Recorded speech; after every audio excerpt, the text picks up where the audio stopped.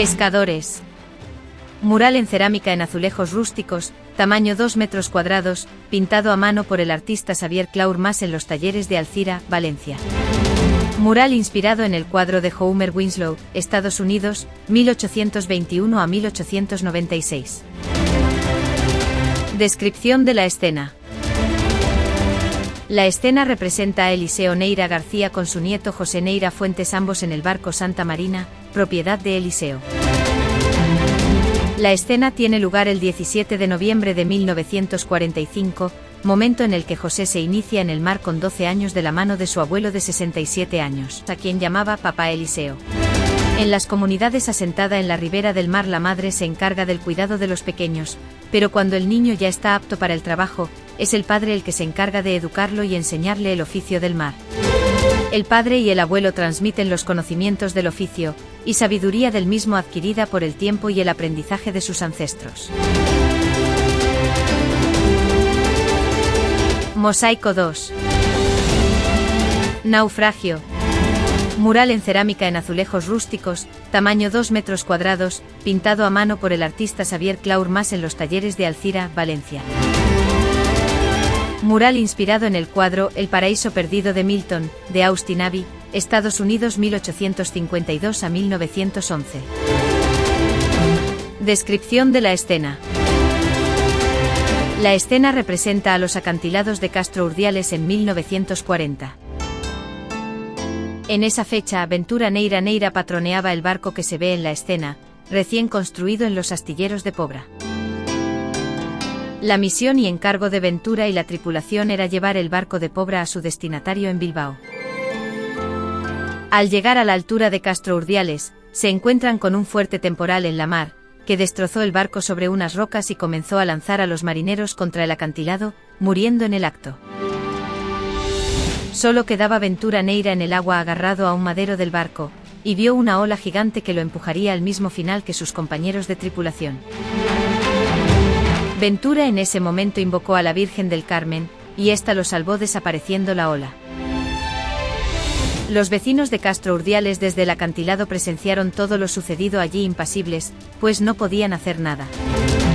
Un guardia civil bajó al acantilado y allí tendió la mano a Ventura, que seguía agarrado a los restos de madera del barco para seguir a flote, escena que recoge el mosaico. Ventura fue rescatado y acogido por una familia en el pueblo de Castro Urdiales. A su vuelta a Pobra se difundió por el pueblo el suceso, y las gentes venían a casa de Ventura a que les contase el milagro acontecido en los mares de Castro Urdiales. A lo largo de los siglos, las familias gallegas de la costa desarrollaron una espiritualidad propia apegada al seno familiar que se dirigía a la religiosidad y culto a la Virgen del Carmen.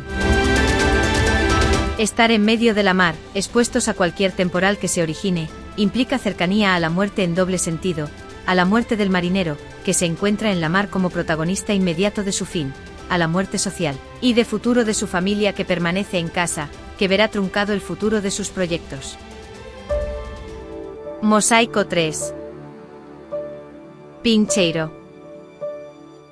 Mural en cerámica en azulejos rústicos, tamaño 1 metro cuadrado, pintado a mano en azul cobalto por el artista Xavier Claur Mas en los talleres de Alcira, Valencia. Mural inspirado en la tradición marinera, recogida en las cerámicas gallegas de Sargadelos. Descripción de la escena. La escena representa el logotipo de Pincheiro configurado por un marinero pincheiro dentro de un pez que lo recubre, y un círculo que cierra la escena. Pobra vivió a mediados del siglo XIX un movimiento social, cultural y religioso en torno a la Cofradía del Carmen, patrona de los marineros pincheiros de Pobra.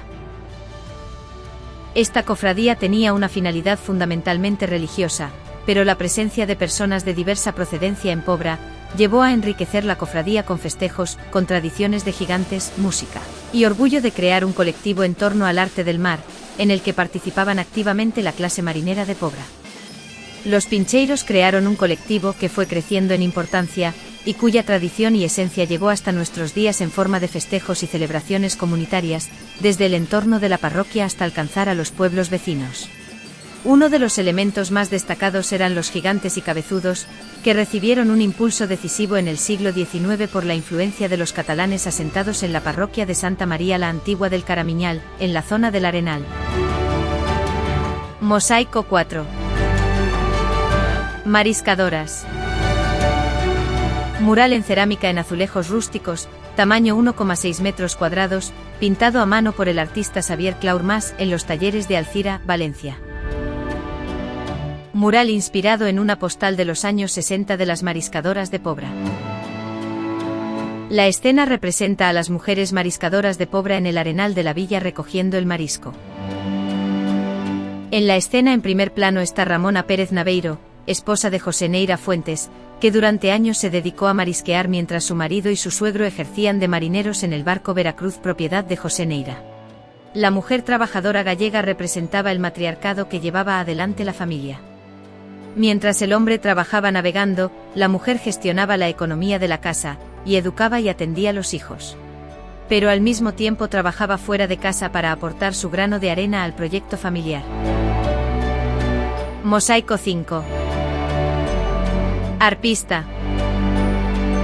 Mural en cerámica en azulejos rústicos, tamaño 1,6 metros cuadrados, pintado a mano por el artista Xavier Claurmas en los talleres de Alcira, Valencia.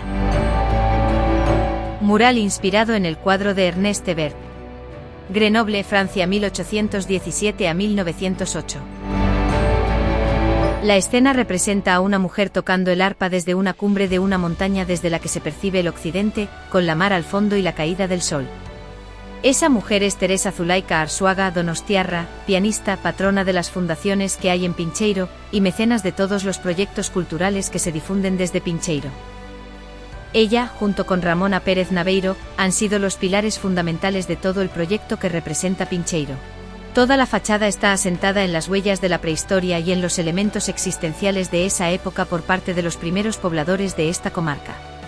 La música en esos momentos representaba una forma de comunicación entre los habitantes de los clanes de la cordillera del Barbanza. Con la música se reunían a compartir entre ellos, con la música se comunicaban con los dioses y con los familiares fallecidos, y con la música se comunicaban con ellos mismos, con su interior, con la realidad de lo que uno es en sí mismo y las respuestas a los interrogantes profundos de su vida.